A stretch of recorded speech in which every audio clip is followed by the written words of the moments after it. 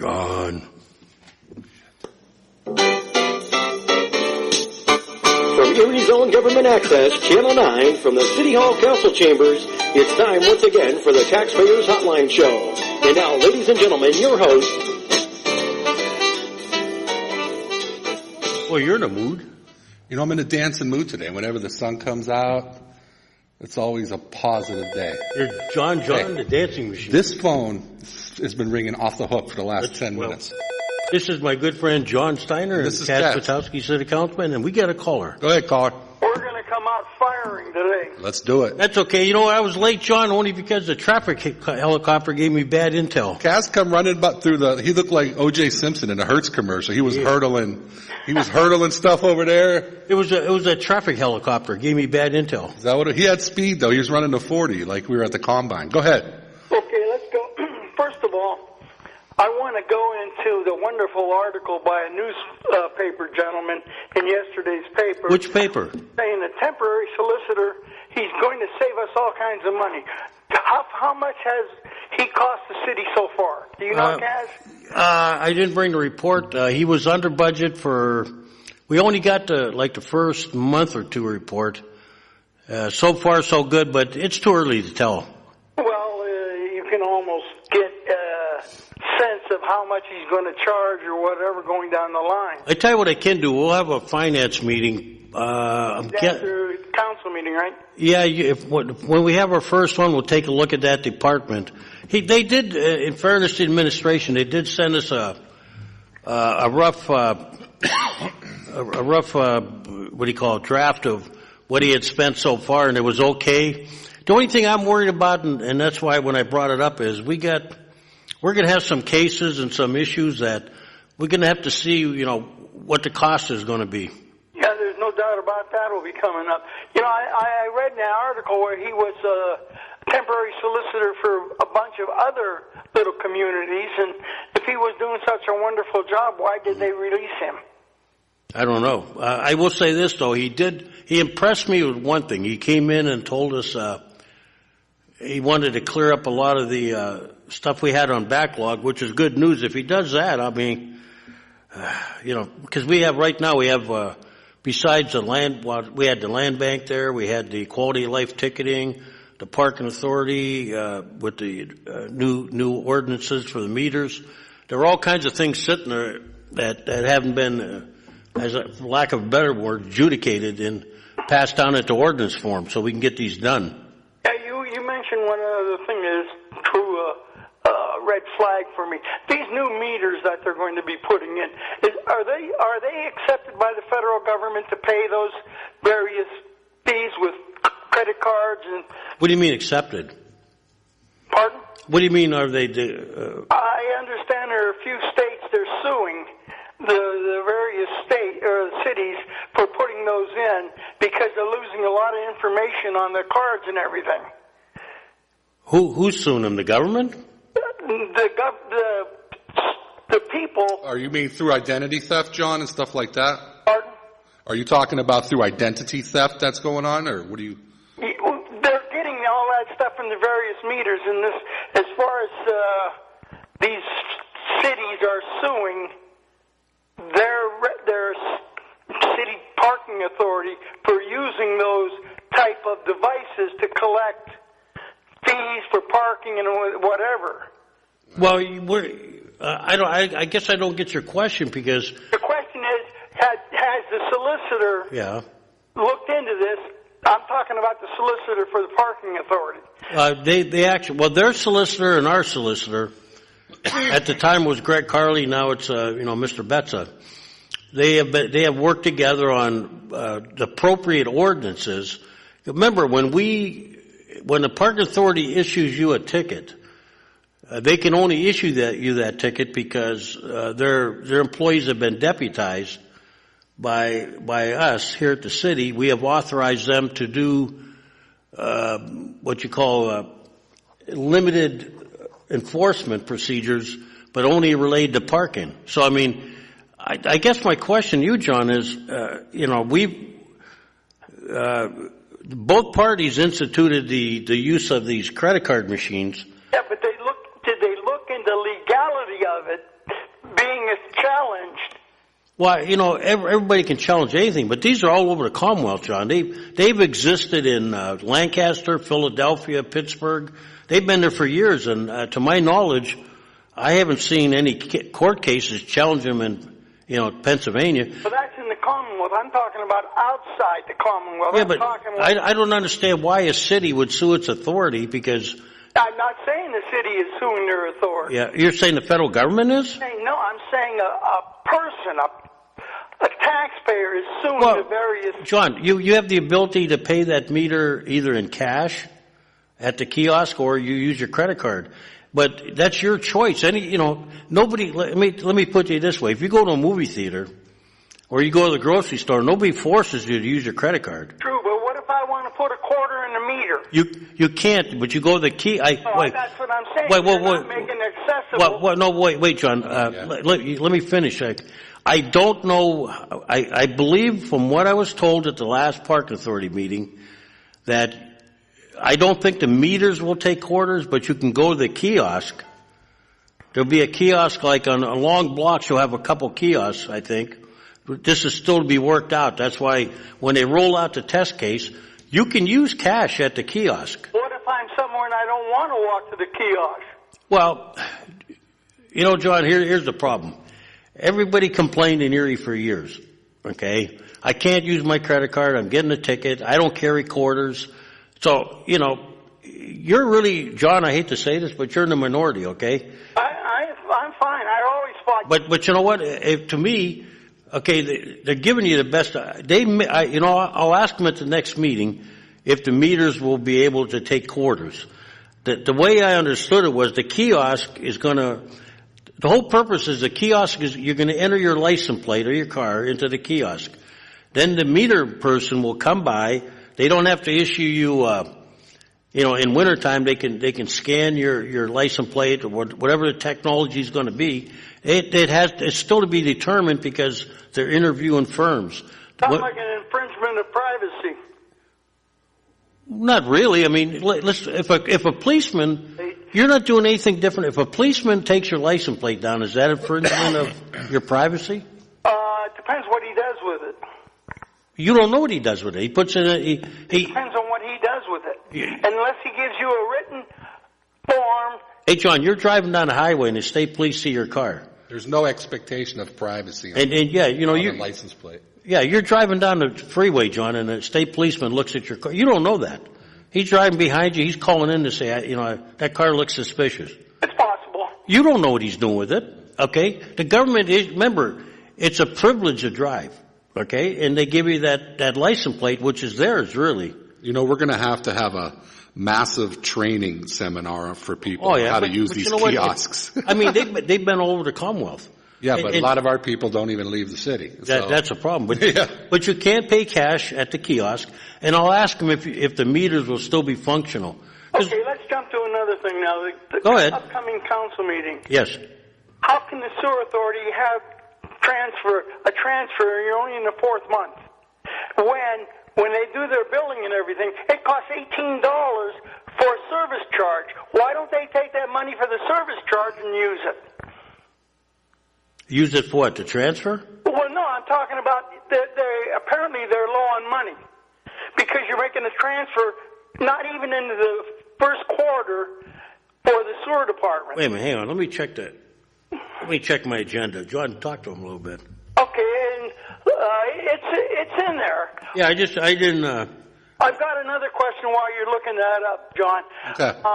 I see we have a repository sale going, and it's going to go to an executive director for $250. Is that Hoyle? It rings a bell to me if you're showing favoritism. No, who, what are you talking about? I already approved the repository. For who? I won't say it on the air. Well, no, go ahead. It's public record. It's public record. Mark Atkinson. Hey, whoever bids on it, there's no favoritism, John. It's the first. I kind of disagree with that. When you got 7 people up there at council and someone in his statue or whatever put the repository in. No. The way it works is we don't know who you go over to the county and the first person that puts a bid in gets it. That's how it works. And then it comes to council. Well, you have to approve it and show council approved it. Look, after he makes his deposit to the county repository, we get a list of those things, and by law they have to come to the council meeting, and they have to be approved. And the first thing we're going to ask them is, what are you doing with it?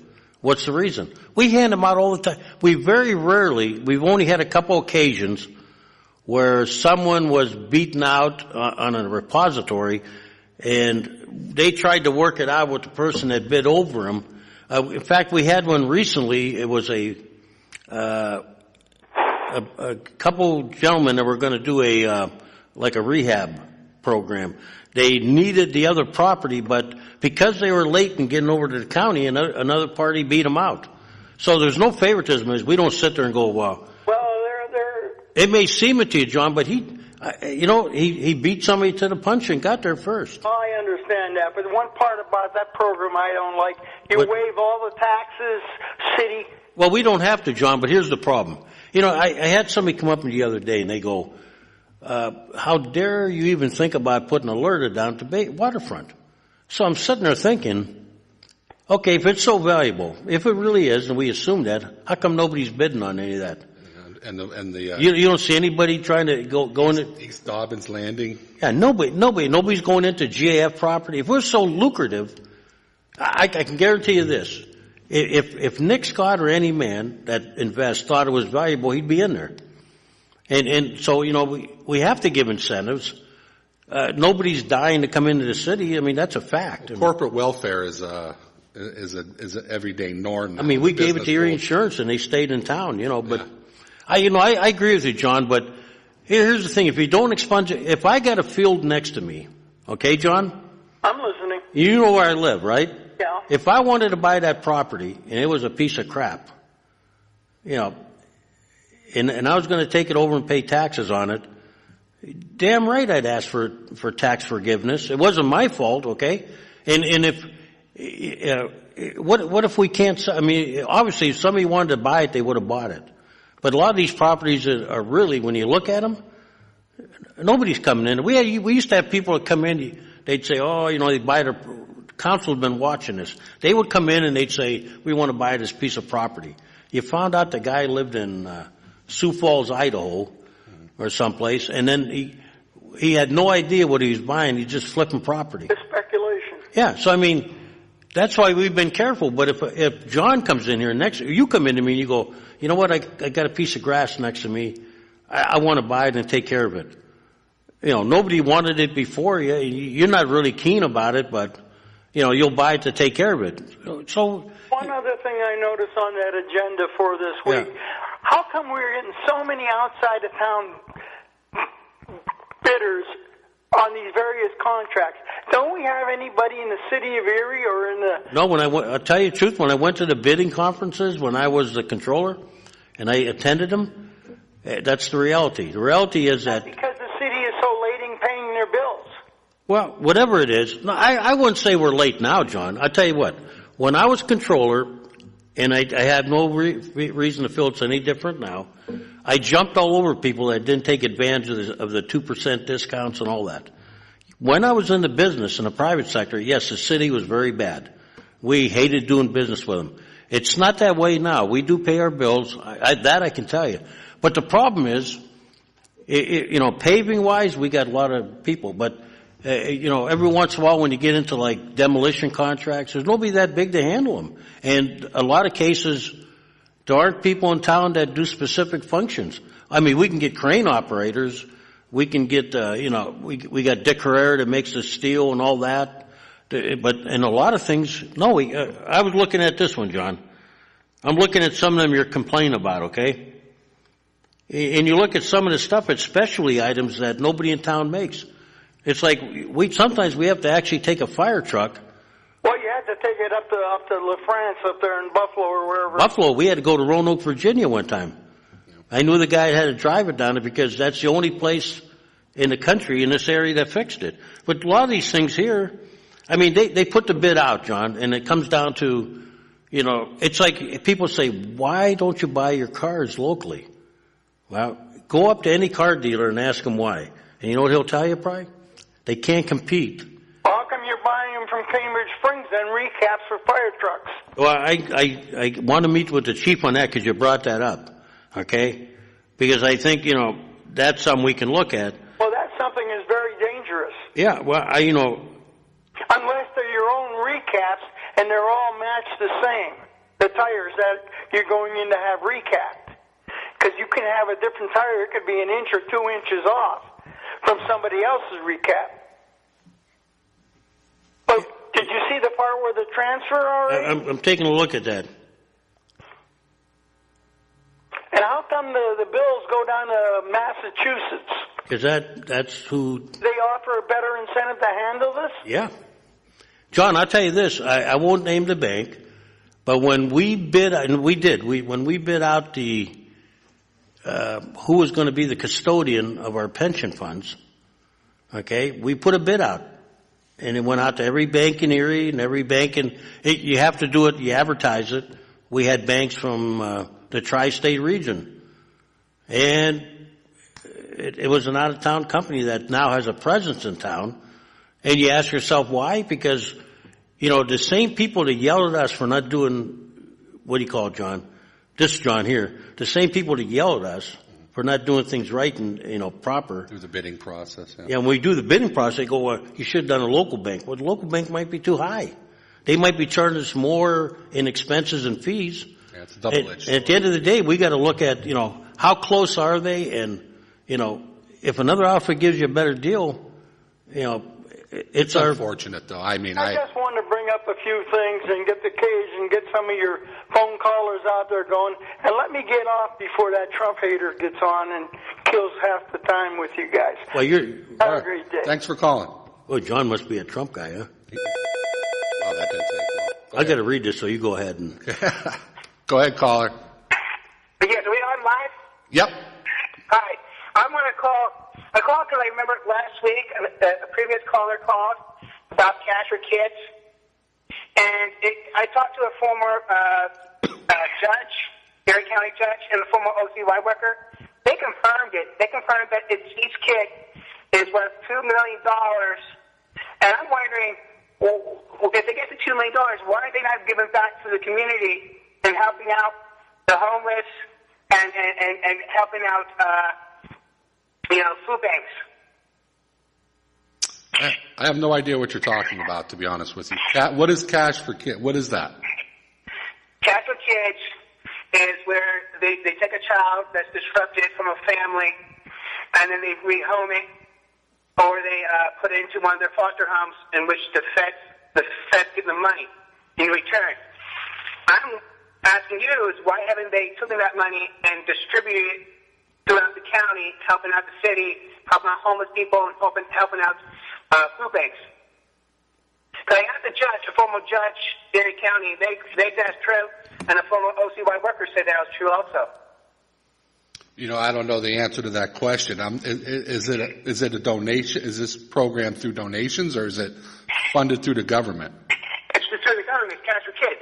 Well, if it's funded through the government, it's earmarked for certain projects and for certain circumstances. You just can't take money. See, a lot of people don't understand that. You can't just take money for, that is set aside for, redoing Perry Square and put it into schools. I see a lot of that on social media where people don't understand that. They're taking kids for families. They're making money by taking kids for families. So they're making money. Why isn't that money coming back to the community, helping out, like Perry Square and helping out the homeless? Well, if they're getting federal dollars for it, I'm sure they have to report their outcomes and, what exactly they're spending the money on. But like I just said, you can't allocate any type of federal or government funding to a different area or a different, if you're getting money to help children, you can't spend money on homeless unless, you're putting it into their shelters or something like that. Okay, so that money, so basically, the former judge I talked to, the former OCY worker I talked to, that's all true. It's just that that money still has to stay in with the kid thing. Correct. They shouldn't be spending it on anything other than what the grant is funded for. Oh, okay. All right? Okay. Thanks for calling. Yeah, you're right about that. Yeah.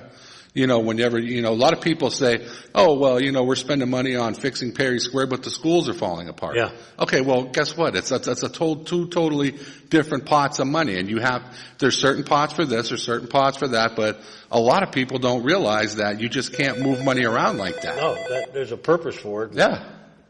Go ahead, caller. Hey, Cass. Yeah. We're talking about your agenda for Wednesday morning. Yeah. What's going on with that GEEDC, and are you getting 40,000 from them for basketball, or are you taking 40,000? No, I think, let's see, hang on a minute. Let me see if I can get this cleared. That I believe is, okay, that's a contract.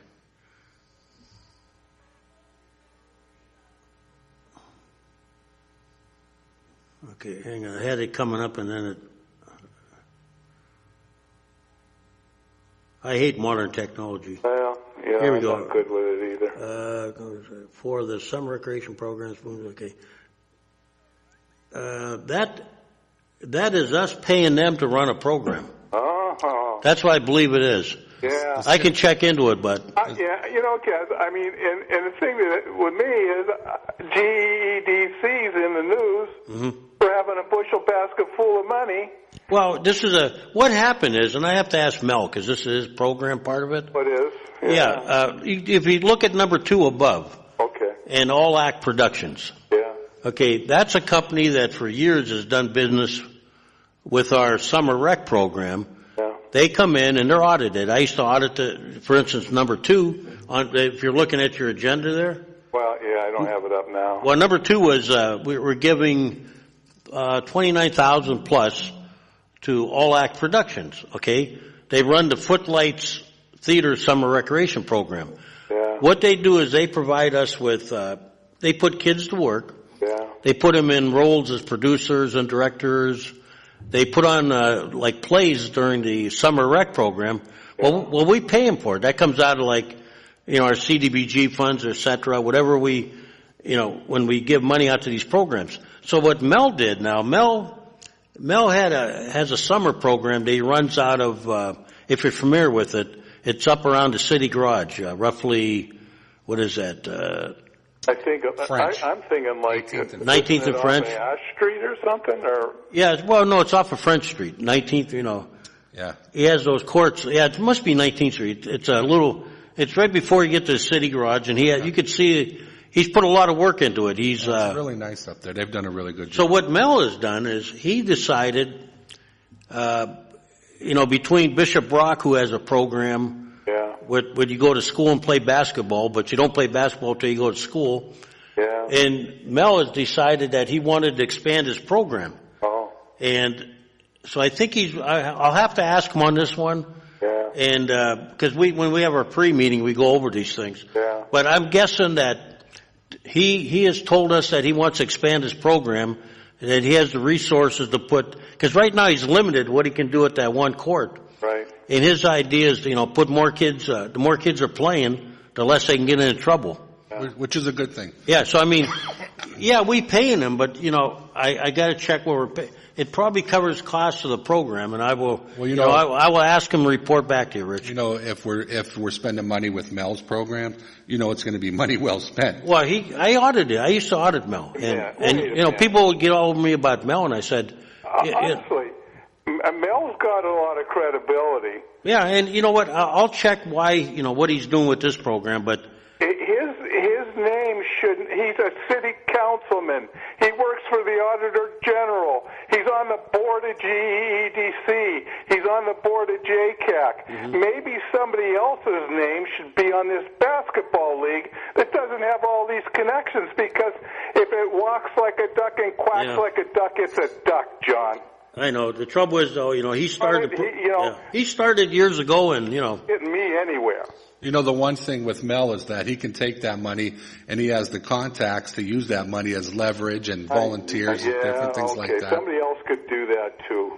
Well, nobody else. The problem is, here's what I used to find. I had people come up to me after council meetings, and they'd say, mell this and mell that. And I go, well, you know what? Nobody's stopping you from starting your own league. Go over to the centers, go over to the King Center, go to a church that has an empty gym, like, years ago, Holy Rosary, or a couple of them. I said, go and start your own program. Really, start it. And then come back to us and say you need money, and Let me tell you some things that happened when I was working with juvenile. Martin Luther King Center and some of these places, they would have midnight basketball, where kids would come in off the streets and they would try to give them something positive to do. And what was happening outside? Everybody was out there drinking, partying, smoking dope, and it just became a very dangerous situation. I think there were fights outside. So you just can't, if you're going to have a summer rec program, you need the right people that have, contact with law enforcement, other donors, people that donate their time. I've been up to the Spoons Leagues. I've had my friends' kids that play in that league, so I've been there. I know that he runs a tight ship up there. I mean, nothing is perfect, but as far as... He has volunteer policemen. Yeah, he has, it's very well ran and maintained, and if we're going to put money into doing something like that to give the kids something positive to do, I mean, regardless of what, what other programs he's involved with or what other people think. Yeah, but it's not just a small involvement. I mean, you're going to take... He could, and I'm sure he won't, vote to transfer that money from the city to the GEDC. No, he'll step down. And I know he'll step back from that. I know he will. I mean, it would just... I think Mel would be, I've talked to Mel, and I don't think he's impressed with his name on it. I mean, he gave it that name because, you got to remember, when he started this program, he was just a basketball player from Gannon. Oh, no, I get it. I mean, and he had some credibility because the kids... Street cred. Yeah, the kid... He's got it. He does. I think the kids understand. I mean, I understand. I'd be worried, but I mean, but I can tell you, I audited his books for years, and there was nothing there that. I mean, he bought shirts, basketballs. If he was guilty of anything, it's probably being. He put a lot into it. He gets a lot of volunteer work. I know policemen that. Referees. I mean, just upkeep of the courts and stuff. They're really nice over there. Yeah. So, I mean, and they do have another little hoop over by the old East Avenue, 12th and East Avenue. Right. I can't think of the right name of the street. He told us 13th and Wayne. His plan is he wants to expand it because you know what? The kids got too much free time. Look at what the police did. They started the old police athletic league again. Ronnie D. Nicole and those guys. Yeah. Because you know what? We got away from that. When I was a kid, I remember the school system had what they called a Gray Y program. Yeah. It was a fancy name for late at night, the YMCA with the school district, and they did a lot of that, like it used to be the city and the school district working together. They would open up the gyms at night. Right. Of course, they had to pay the teacher. You knew that, but... you can't do that anymore, though. But the kids would come in, and we'd play basketball for a couple hours, and, blow off steam, and, it was good, but... We don't do that. Now we got to start doing it again. Yeah. Guys, I'm going to get going, but just one other thing. You mentioned that the Gaff property and the waterfront property isn't selling.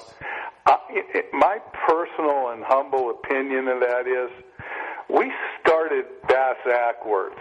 We built those tall buildings along the edge, and now we're asking people to invest their hard-earned money behind these tall buildings.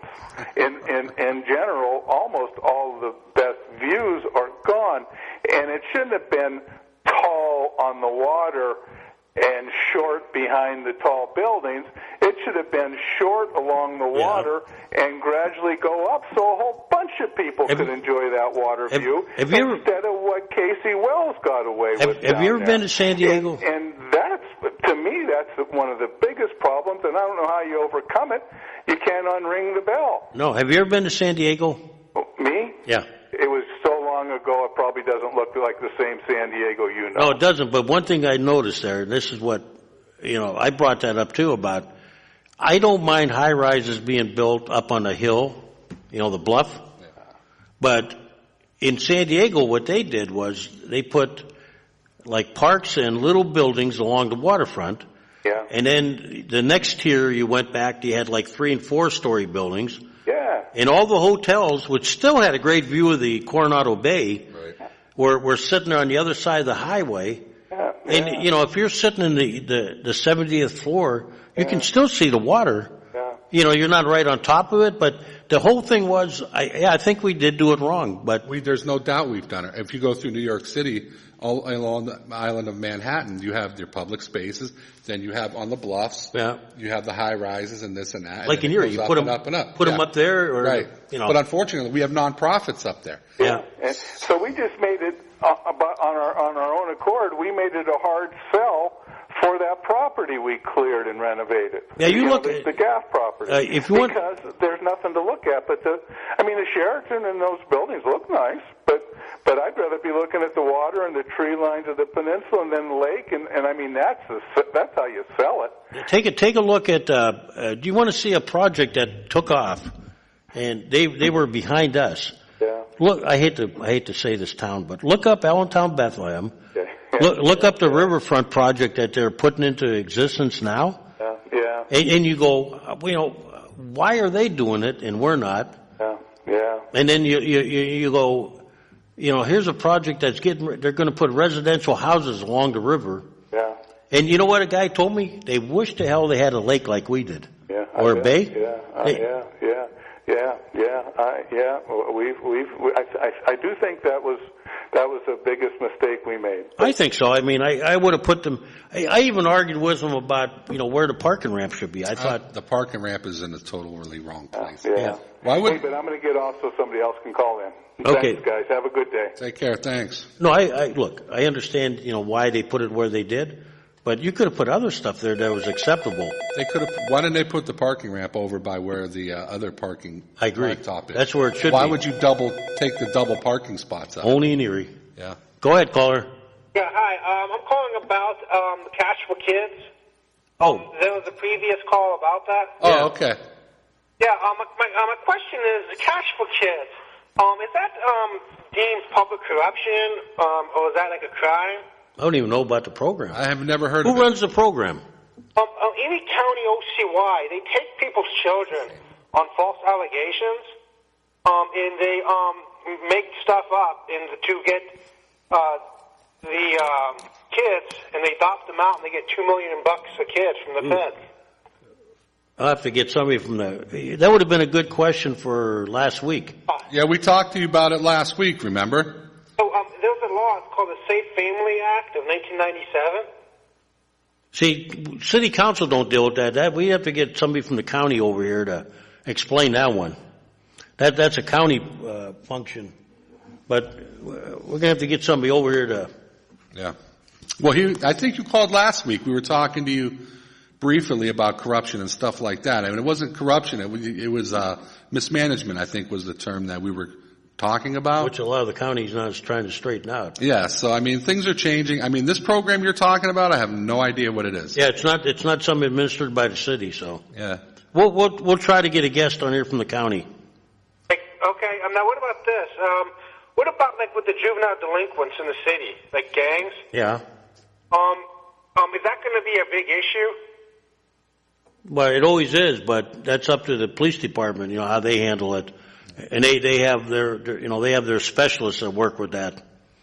And that's part of, like, many task force they deal with between the county, the city, the state police, and the feds. But nothing I could tell you about that. That would be something you'd have to ask, if we, you know, like one of the, either the chief or the sheriff or somebody like that. All right. Well, thanks for calling. Thanks for calling. You know, finding positive things to do for kids is a big step. Well, it's important. I remember that old statement is true, that idle hands and all that. But, you know, when we were kids, and kids have changed, understandable. We didn't have all the sports programs we had Little League. Right. That was pretty much it. So, you know, they tried to fill in the gaps with the Y, the boys club. Well, they do have the summer rec programs that the city ran. And those, I mean, and they had the little porta pools. Remember those? Probably those. Now that I think about it, what the heck was I thinking? Go ahead, caller. Hi, this is Freda. Who's this? John? John and Kaz, yeah. So I have a concern related to the viaduct that has to do with human decency and concern for pedestrian safety. I just was, I did a little bit of checking, and on the south end of the viaduct, over by the Liberty's back entrance, there's nothing there to indicate anything. It just looks like a normal day. And there was a guy walking over the viaduct as I was there. Now, when I got around to the north end, there was all kinds of earth-moving equipment and all kinds of things going on. Mm-hmm. No idea what this person, because I didn't see that person on the viaduct, but what did this person have to do when they got there? Did they have to turn around and walk all the way back, and then what? But there's no signage. There's nothing there on the south end to tell anybody anything. And the only place anything was done was in the newspaper. Not everybody reads the newspaper. And on the north end, it is blocked, but there's no signage. And what was supposed to happen was the viaduct was not supposed to become unusable before they finished the pedestrian improvements on the north side of 12th. Well, all they're doing now is they're relocating the utilities. You cannot walk the viaduct. Well, you weren't supposed to walk it before, Freda. I mean, you know, here, let me say this publicly. You can't have it both ways. You were mad, your group, because, you know, we were allowing cars to park under. Wait a minute. Wait a minute. The cars parking underneath it, people walking over it. If we'd have been, you know, what we should have done, and then we would have got chastised for it, was fence it off, you know, and just allow nobody to go over it. They tried to be nice and allow people to walk over it in the meantime, and then we get nailed. Nobody in this town should be not knowledgeable of the fact that that bridge is closed, that you shouldn't be walking over it, that you do so at your own risk. Isn't there big signs? There was signs there. I don't know what happened to them. There are no signs there.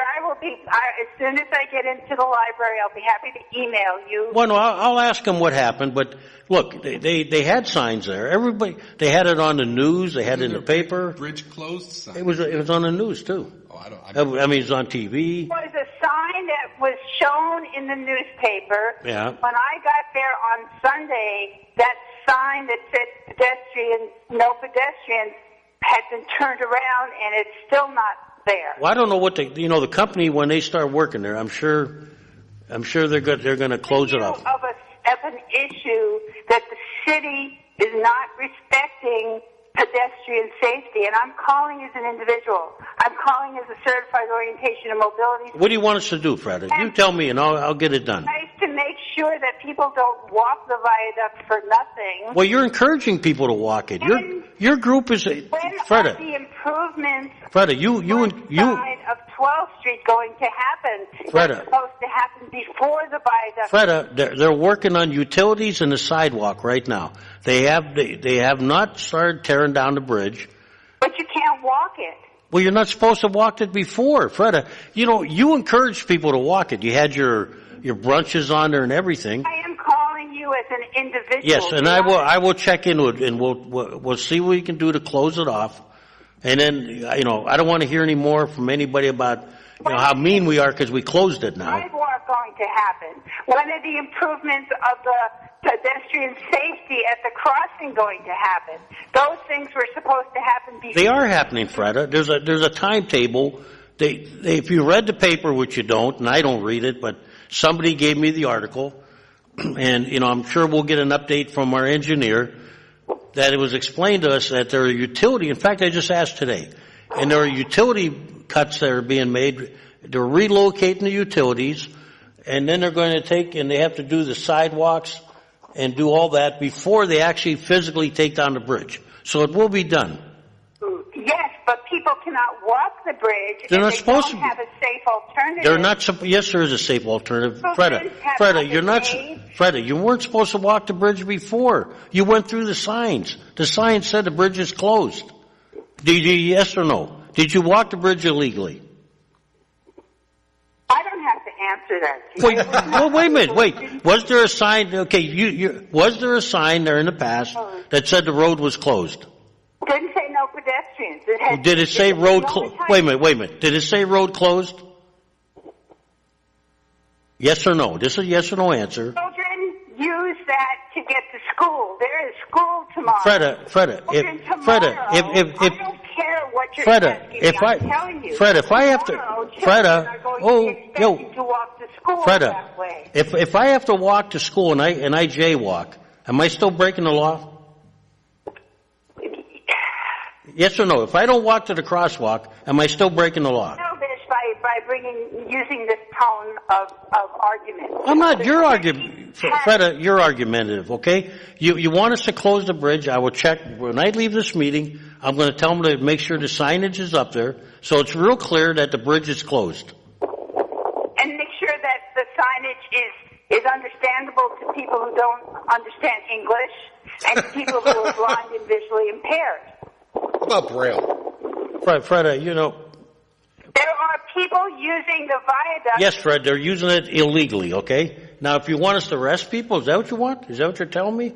No, I want you to protect the pedestrians. Yeah, we are. We're telling them don't walk over the bridge, okay? I'm telling them there's nothing there that says don't walk. It did before. You walked right through it. And then you had your little shows down there. You had your brunch and everything else where you were encouraging people to break the law. I am not representing a group. There's big signs. Well, you saying it's closed. Yeah, it's closed. But I don't know what. I don't know. I'll check and see if they took them down. I don't know why they took them down. There's nothing that says. But I think the pile of dirt tells you that it's closed. Every time they show it on the news, it says it's closed. Yeah, big sign. The pile of dirt. I will check in, Fred. Thanks for calling. It's like I don't get it. Well, look, we get yelled at because we didn't close it down completely. Yeah. Okay. They tried to be nice, which I'm not saying I agree with it or not, but the previous administration allowed people to walk over the bridge. If you disagree with, but you're still breaking the law when it says you can't. There's nothing you can't unless you go along with them. There's no sense in talking. No. Go ahead, caller. Yes, hi. I wanted to call and thank the city for having the large item pickups for area residents, which they've done for a number of years. I think it really aids individuals in maybe doing spring cleaning, and also I think it aids the lower and east-west sides of Erie, where individuals may not have the money to hire trash haulers to come and pick up large items. Yeah, the problem is we still, we talked about with the COG. There's a group called the COG, Council of Governments, and we're looking at expanding the program. Really? Yeah, but it's going to take cooperation by the municipalities. Let me ask you a question, ma'am. If we would pick up stuff we're not picking up presently because we can't, like appliances and not so much appliances, tires. But tires and stuff like that. Would you be willing to pay? And the figure that was tossed out there was a minimal amount. If we came up with a figure and it wasn't too bad, like an extra $10 or $15 a year. Would you be willing to pay that if we would pick up a lot more? You mean add it to the garbage bill? No, well, in other words, like right now, we can't pick up certain items. Right. The homeowner has to take them out somewhere, pay for, Tires, paint. Yeah, if we expanded the program and Jessica Kunzel was working on this, yeah. Would you be willing to pay a little bit more, ma'am? I would, because the trash haulers, they have to make a living, and I know, I would be willing to pay for it. Yeah, because it was brought up, like, say, for instance, if you want to get rid of tires, presently you have to pay, what is it, so much? You just have to be careful. And we only have, like, one electronic pickup a year. I remember when they first implemented this program. Yeah. It was like people were importing trash. It looked like Bangladesh after a Well, what tsunami. they would do is they would try to monitor the program where an independent outfit would come in. Uh-huh. And because it brought up that, especially in the city, like, what do you do with TV sets, okay? Yeah. You have to, a lot of people can't afford to take an old TV set down. I mean, that's what you got to pay by the poundage. I mean, that's what's the kind of stuff that needs to go. I mean, it's good, but I mean, it's tires and old appliances. And paint supplies and all that. And what happens is a lot of this stuff, there's times where I put stuff out, and by the time I get into the house, it's gone. It's gone. Yeah. Because there's people like cruising around looking for stuff. Yeah, we like the program, ma'am. I think, some of us want to see it tuned up a little bit, maybe start a little later so you're not into the Easter week. And we miss the college kids by stopping when we do. Yeah, because they put all their stuff out there. Because I know Sister Claire from the St. Joseph's neighborhood community garden, she would go through the alleys around 17th, 18th, 16th Street, and she would pick up all tires and bring them to the gardens. Yeah. Yeah, we used to. Yeah, she does good. They do good work, and we need to find a way. I mean, we have these pickups like once in a while where you can take tires to a. Well, what happens is, I've brought volunteers to, some of these organizations, and we would clean out the alleys, and we would pull the stuff out, and the city would come by and take that stuff. Yeah. So it's a little bit different than what, the house to house. Well, it's like we do in that park behind Tops Market on the east side. Okay. There's a teacher that goes in there with the kids from Connell School. Yeah. And you used to see what they pull out of there. I can only imagine. But the city will come by and, They did do that. They will work with the people in the alleys and the different neighborhood organizations. And what a lot of these organizations do, it's called dumpster day. Like when I was chairman for neighborhood revitalization for the Weed and Seed, what we would do is in neighborhood we would put a dumpster into the neighborhood, and if you had stuff you wanted to throw in there, you could put it in for free. All you had to do was have your ID to show that you were a resident, and you were limited to as much as you know. Yeah. But I mean, there's other ways of doing it, but you're absolutely right about the pickup. So. But she used the sister used the tires. She would use them to grow potatoes. Yeah. I looked at how they do it. The only trouble is the tires are out. They're outnumbering our uses now. All right. I mean, we didn't have the tires to energy plant, right? That's a whole other argument. Hey, let's not go down that road. No, you don't want to. You don't want to go there. Yeah, I have seen. The sisters do a nice job down there. And they do. Hopefully, when they come to the east, well, they're there now. Let's hope they can do it on the east side too now. I roll by there, and Sister Hilbert's always outside doing her thing, so I stop and talk to her and Wally Brown and all the great things they do over there. They got it really going on over there. Hey, thank you for calling. Thanks for calling. Hey, and thank you. Okay, bye, Kat. Yeah, they do. It was brought out at a COG meeting. They said if we could, put a bid out, it would cost you a little bit on top of your garbage bill, but you'd have the ability now to, throw a lot more that we can't take now, like building materials. Go ahead, caller. Yeah, I heard you mention that tires to energy plant. Was that ever built somewhere? I don't think so. No, I think that it was supposed to go down in Crawford County. I remember. That's the last time I heard of it. And I don't think it ever materialized. No. Okay, I was just wondering about that. But also I heard about the people dumping garbage. My house is in an alley, and if they don't pick it up on the curb, it winds up in the alley. Yeah, that's true. Yeah. And honestly, though, I usually call the streets department, and they come down and pick it up right away. I just had a whole living room set dumped right in the middle of the alley here last week. They were down in a couple hours and picked it up. But but when people get used to dumping like that, they know they're going to come pick it up. They're just going to keep on dumping. In the past, we've used, in fact, when bringing up McBride Viaduct, they put cameras in there one time. People were like under Franklin Bridge and that one, they were. Oh, they were dumping under? Yeah, and then we got so many complaints that they put in undercover cameras to try to get license. It stopped it for a while because, if you get like a neighborhood that, people are complaining the same thing over and over again, you can't put a police car there because they'll see it. So they in the past, I don't know if they still do it. They use some undercover cameras like. When I used to work for a local organization, I was director of community-based programming, and I had access to a lot of kids that owed community service. So what we would do is all these neighborhood organizations would call me, and I would provide them with the volunteers to clean up a lot of the alleys throughout Erie, throughout the city, all over. And like I said, it does have, I'm pretty sure they still do them, but you'd get these volunteers, they'd get community service, the alleys would be clean, the city would work together, and you would clear the alleys. But like you said, the people just throw stuff. This is a residential alley, and they take pretty good care of it. It's paved, it's street lit, and if I call and complain, they'll get a street cleaner through it, and then they do come through at least once or twice a year. And we've been trying to get rid of the alleys when people want to. Some neighborhoods have taken them over. Yeah. Like the residents have actually extended their backyards. Yeah, in this alley. There used to be a dozen houses in this alley, but there's still 3 houses that are occupied in the alley. Yeah, some of them some of them have garages back there because they built them to take the, the traffic off the street parking. Right. Some of them were coal alleys where everybody had coal bins. During the wintertime, I call and complain because they don't plow it. Yeah, I keep hearing that. They don't do it, do they? Oh, yeah, they do eventually. They'll get down there and plow it.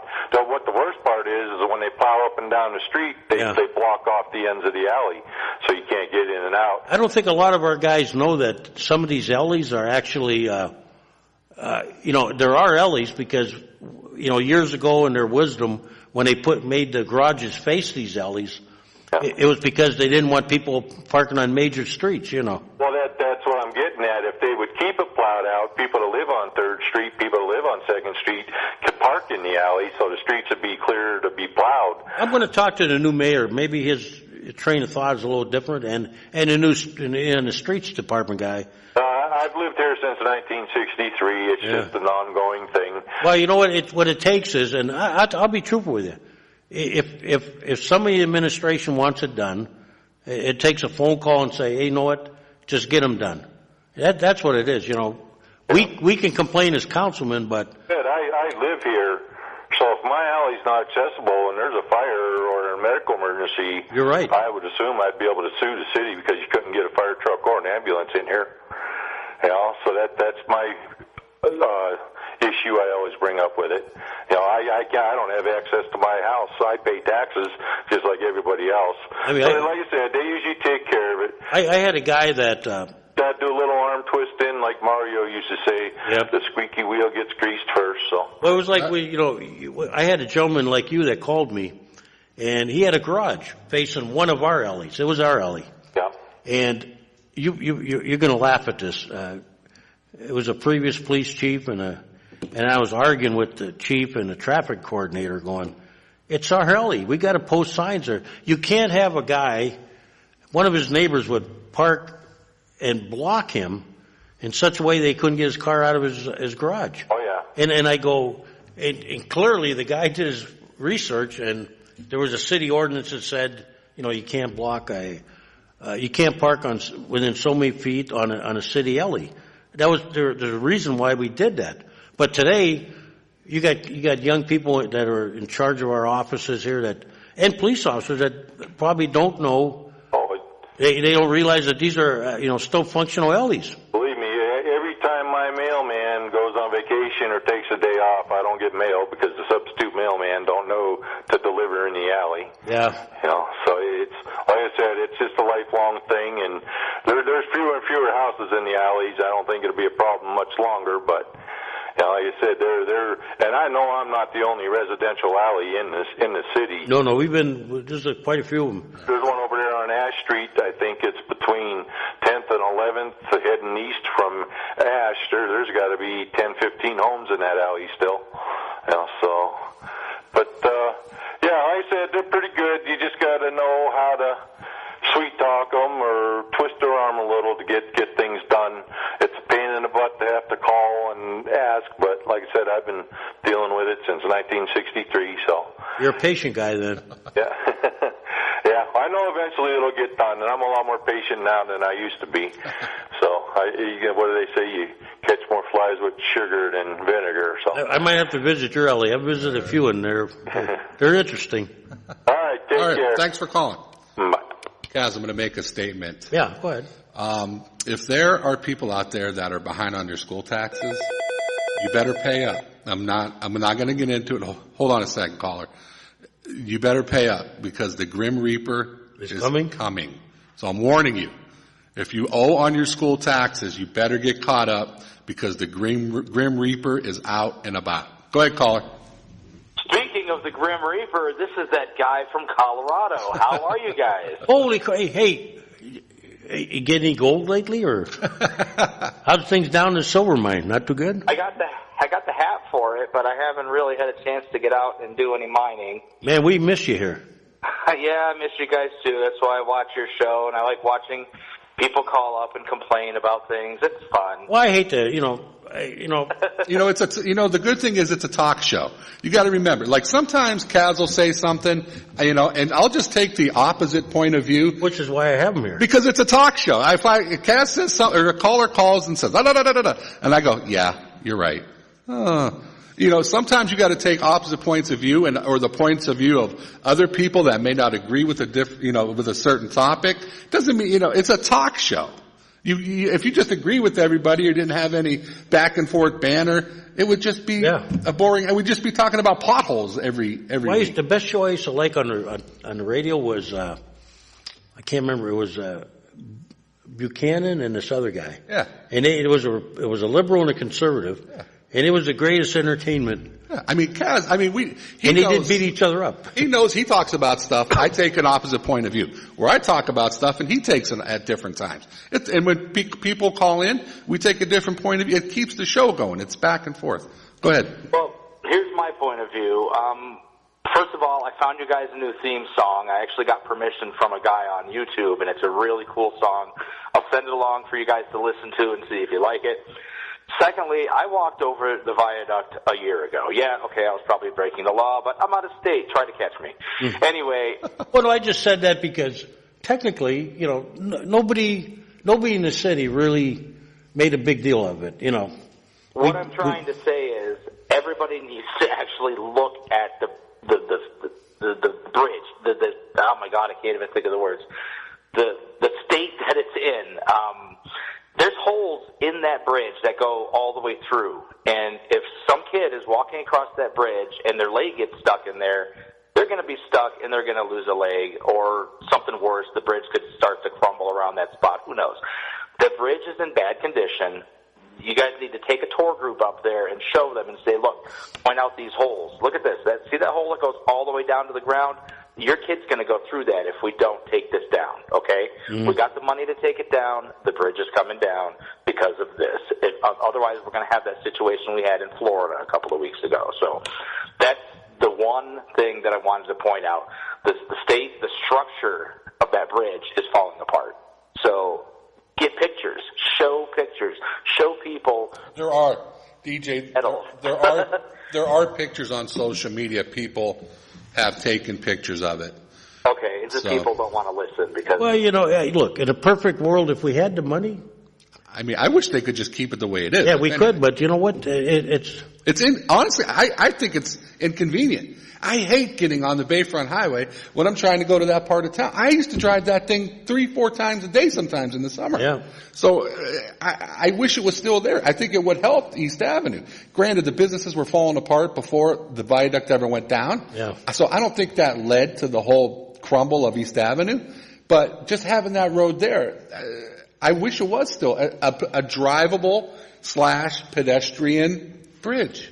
It didn't lead to the crumble because they built it on an existing infrastructure. Like I said, I said last week, the railway was already there. That was already what cut through the heart of the east side. Has nothing to do with the new bridge. Well, people when they built railroads in the old days, there was a different thought process. Sure. But anyway, I'm going to go now. Let you guys Thanks. go. But I wanted to I got a friend here. I'm going to put him on the phone. He's a big-time producer, and he wants to make a movie. Hold on a second. Okay. Hey there. Hey, I'm a big-time producer in Colorado, and I just wanted to say I'm going to make a movie about your city of Erie and about your viaduct. It's going to be called The Shape of Erie, and it's about a bunch of old women that like to make love to bridges. Oh, jeez. Hey, I got a question to ask you. What's it going to be rated? Do you have a borough, too, or what?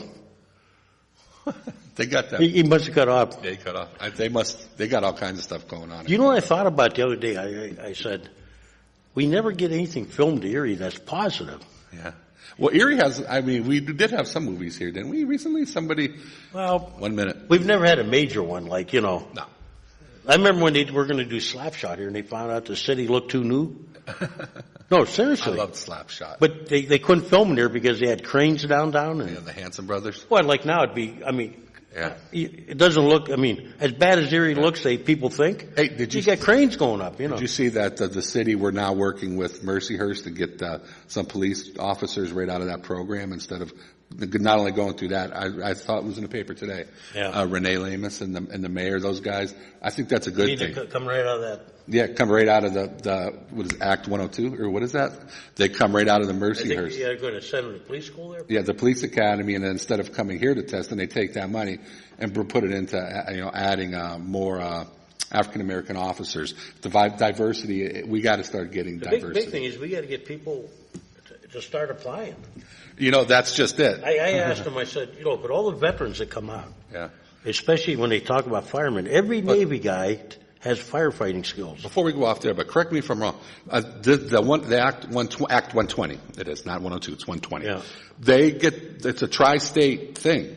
So any officers that are African American or any other, Hispanic or whatever, we could tap into that pool, is what I'm guessing, and then we can use the money that we have to budget for this and to make more things happen. As far we have got to get diversity on the police force. Well, we do, but my question has always been: they had our black officers out there scouring the street. I don't know what the answer. I mean, a lot of these guys are friends of mine. I mean, I've known them; they're moving up the ranks. We got too many bald-headed white guys on the police. Yeah, force. but John, I guess the question to me, and I've asked, various leaders in the community. Yeah. What is preventing them from taking the test? They don't. A lot of young guys, because they don't want to do it because they don't want to arrest their friends. Yeah, but you know what? My dad didn't either when he was a policeman. And you're better off getting people from out of town. Yeah, but my dad didn't want to arrest his friends. No. One of the toughest things for my dad. Hey, remember the strike at the rubber plant? Yeah. My dad worked in the rubber plant. Yeah. Okay, Continental. Yeah. How do you think he felt when he had to go in there? Yeah. But I'm saying, look, we've had Jackie Wolkesh, who was a deputy chief. Right. We had Greg Martin. Right. Okay, we have had some success stories. Yeah. So, and we've had Ron Drew and a few. We got to get these young kids. I mean, when I used to be in the PTA, we had these career days, and we get a lot of kids. They want, something happened between middle school and, because look, when you come out of the military, you got an advantage, okay? Yeah. We should be recruiting there. Guys that are in the Navy all got firefighting skills. Minor, but they're ahead of the game, right? Maybe they could take some of this money that they've saved and do some positive I don't care what they outreach. Do. Look, I'm for it, John, okay? I'm sitting here going, I don't know the reason. Well, Putney if I knew it, I'd go out. The guys that they have good friends of mine. I've known them many, he's many, a great many guy. years. He was out there scouring the street.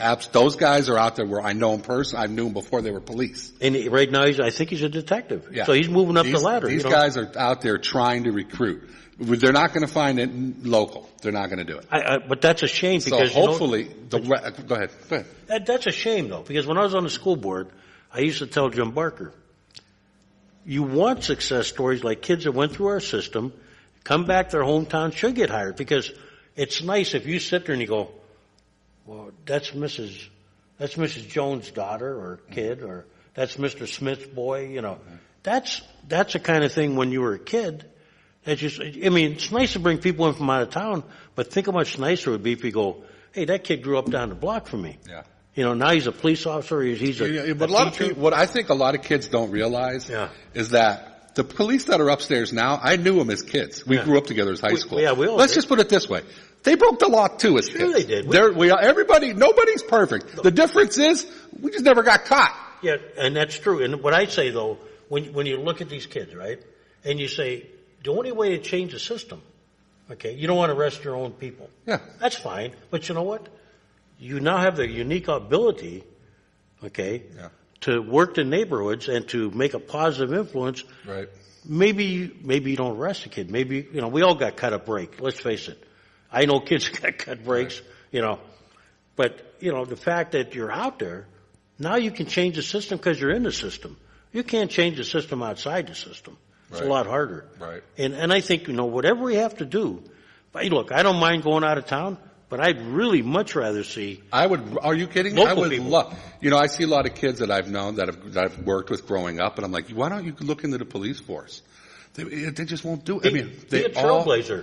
They all, they know too many people they think that because they do, that they wouldn't, would be frowned upon. But think of all the trailblazers that are out there. Today we call them heroes. Because hey, you want to name them? Yes, there are a lot of kids that I know personally that are in their like mid-20s, late 20s, that have their act together, that are well-spoken, educated, good parenting. They would be fantastic police officers. And see, what we want to do is, look, there'll come a time when sheer numbers will demand, and I'm not going to say anybody's name here, there's a couple officers right now that are minorities that could be in a leadership position under the right situation. Has there ever been an African-American chief? Well, there was Jackie Wolcash. He was a chief? No, that was she. She was a chief? She was a deputy. Oh, I remember that, Yeah, she was deputy chief and... Well, you had Irby Conley. Wasn't he? Well, he was a public safety director. Was that city or county? City. Oh, wasn't there? There was drama with that, wasn't there? Yeah, that's when my... We'll have to talk about that next show. That's when council got involved, but when you look at like Jackie Wolcash, okay? Yeah. She came up through the ranks, all right? Right. But we had we had Greg Martin, the fire chief. Yeah. So, I mean... Right. But I think what would be nice is, when you get to a leadership position, now you have the ability to change things, okay? Right. When you're respected in the community. So, look, that's another conversation. Kaz, we're like 20 minutes over time. That's okay. But, yeah, we got nothing better to do. But you know what? It's going to happen someday. But good. To change this community, we have to start bringing our own in from our neighborhoods. I know that kids should be able to wake. These guys that they've got on top are trying their hard, because I talk to him in the hallway. I see him out in the community. You can't take the horse. And I ask him, I say, what's going on? I mean, he's like, you can't take the horse to water. We're doing this, we're doing it. We're trying, we got this going, we got that going.